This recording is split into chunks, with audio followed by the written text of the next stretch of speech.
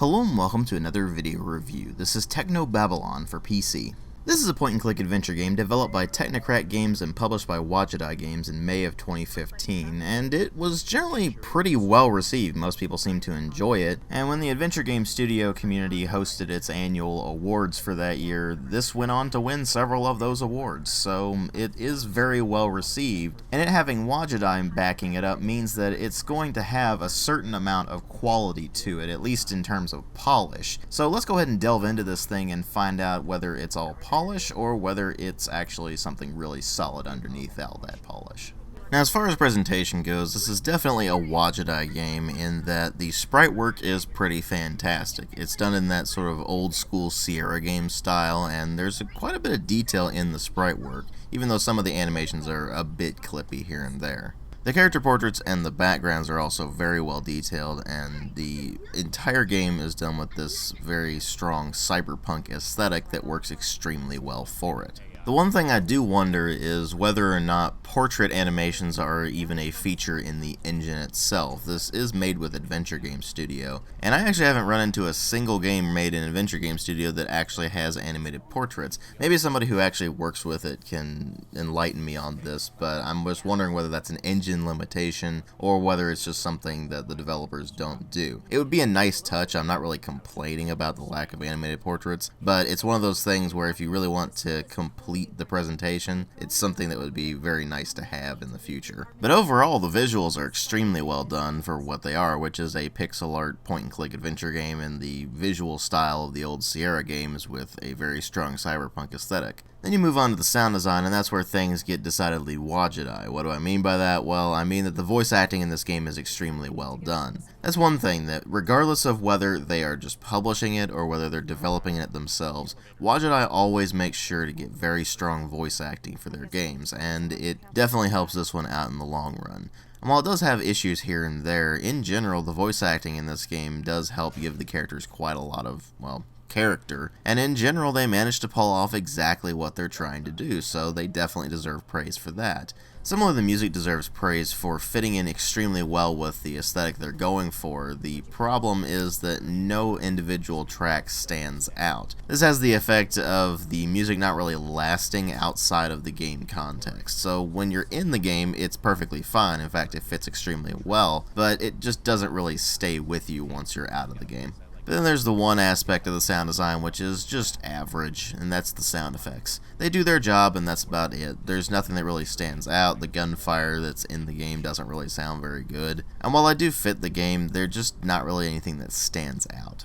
But of course what really matter here are the story and the gameplay, although there's not really as much gameplay in this because it is a point-and-click adventure game, so it really does fall mostly to the story and the characters. And the story in this is that you play as actually 3 characters over the course of the game. And the first of the characters you play is Lava Sesame, who is a trance addict. The trance is basically a neural version of the internet where everyone has their own avatar, they go in, they do all sorts of different things in their mind. Obviously it's a bit more complicated, but for the sake of expediency in the review, I'll just leave it at that for the time being. But anyway, at the beginning of the game, she is in the trance and she gets disconnected only to find that her apartment door is locked and it will not open for her for some baffling reason. So despite having the idea of going and talking to their building manager in order to be able to reestablish the connection to the trance and of course fix the door, she can't get out of her apartment, so it starts you off having a brief tutorial segment where you're basically learning the ins and outs of how everything works through Latha. After that, you go into the role of Dr. Charlie Regis, a cell agent who is investigating a string of mind-jackings, where a perpetrator managed to go into people's brains, rip a bunch of data out, and kill them in the process. The other player character is Dr. Max Lau, who is assisting Regis in his investigation in the Mindjacker. Now, the problem with discussing her part of the story is that, unfortunately, that's where you get into pretty heavy spoiler territory, and I really don't want to spoil the story for you, because that's actually the game's biggest strong suit. Despite a fair amount of technobabble, there's actually a pretty compelling mystery in here where you're watching it gradually unfold over time from multiple perspectives. And there's plenty of twists and turns to keep you interested, but again, to really discuss the story would be to spoil it, and I don't want to do that. Suffice to say though, the story was strong enough in and of itself to keep me interested, but the characters also helped pretty considerably. Now that's not as obvious from the early parts of the game because of the amount of exposition dump they give you to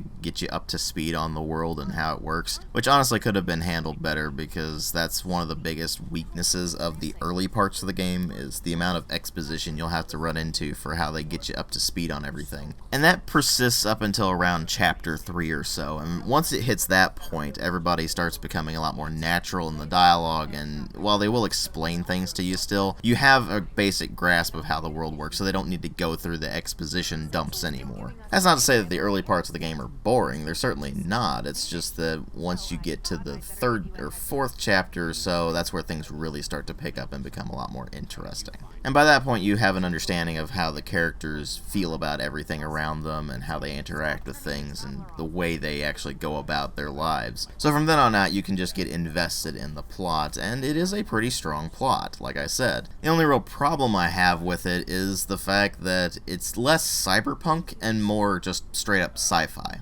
And there's nothing really wrong with that, it's just that they were going for a cyberpunk aesthetic when the actual story is more akin to full-on sci-fi than anything else, which means that I was kind of expecting something along the lines of Blade Runner in terms of the feel, a more neo-noir kind of feel, but in reality it's just kind of a straight-up sci-fi story, and that's perfectly fine. It just means that it's easy to get your expectations off kilter a bit with this. But that hardly mattered once I started delving into the plot and delving into Regis's backstory and finding out how that affects everything around him and how it's affecting the other characters, and of course finding out more about Latha as things go along and why she was targeted by some shady individuals at the beginning of the game and things like that. That's all compelling and interesting. Where I did run into some problems are in the gameplay department, mostly in some of the puzzle designs. Namely, there's one toward the end of the game, it's not quite at the end of the game, but it's pretty close to it, where you have to duck between things in the environment. It's a timing-based puzzle, basically, and I absolutely despise those in point-and-click games because they never work right. It becomes more of a test of your patience than a test of your intellect, and that sort of thing just becomes incredibly frustrating over time when you think you've got the timing down, but then it's like, nope, you gotta start this whole puzzle all over again.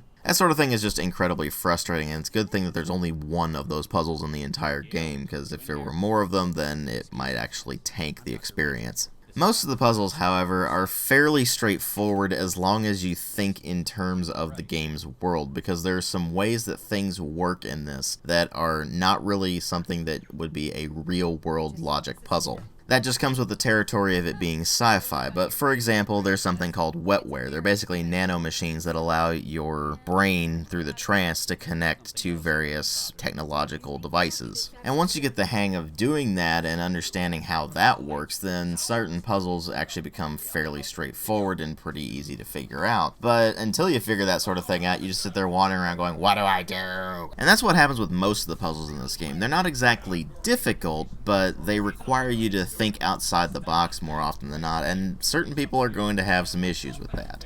But if you're used to adventure game puzzles, then you should be fine with it. There may be some that require you to think on it for a bit before you really start to figure out what the solution is, but generally speaking, you shouldn't have any problems with it. And of course, the fact that they do require you to think about them means that the puzzles need to be telegraphed to you in some way. It can't just come out of nowhere and be a puzzle just for the sake of having a puzzle. They're actually blended in rather well with what you're doing. If you're investigating something, there might be a puzzle to pick up a piece of evidence, for example, and you need to figure out the exact combination of things you need to do in order to be able to pick up that item. Or if you're trying to escape from somewhere, you might have to go through a bunch of different things in order to figure out a way to get out of the room that you're stuck in. It's things that may not necessarily be clear at first glance because you have to think about how to solve the puzzle, but they still make sense once you've managed to go through them, and the game actually telegraphs things to you well enough to where it's not just completely blindsiding you. They're clearly not just puzzles for the sake of having puzzles. They were well thought out and well implemented into the game, and what you end up with is a rather strong strong adventure game overall. It's not perfect, it has a bit of a slow start, it has some puzzles that are not particularly well designed, not very many of those, but it does have a few of them. And it does have a hard time deciding whether it wants to be cyberpunk or just straight up sci-fi, but none of these things are enough to really drag it down from being the excellent adventure game that it ends up being. The only other major issue with it is that it's not something that just anyone can pick up and play with ease. It's going to be something that a more experienced adventure game player is going to be able to get a lot more out of than just about anybody or even a newer adventure game player.